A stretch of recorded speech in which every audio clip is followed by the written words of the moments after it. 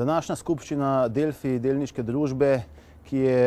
100-odstotni lastnik SCT-ja delniške družbe, iz katere je bil pred časom izvedena iztisnitev malih delničarjev, je potekala korektno. Odločala je o pripojitvi družbe Delfi k družbi SCT. V razpravi sem kot pooblaščenec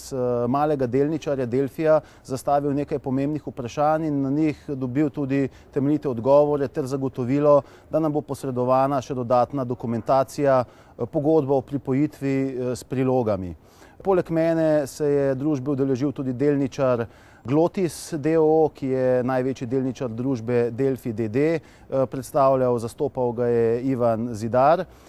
In v tem duhu je bila sprejeta tudi odločitev, da se prepojitev izvede. Kar se tiče mojega ali pa našega nasprotovanja sprejemu tega sklepa, naj poudarim in izpostavim, da je bila za to napovedana tudi izpodbojna tožba, predvsem z namenom, da dobijo možnost tako delničarji vključeni v sekcijo Delfi pri VZMD,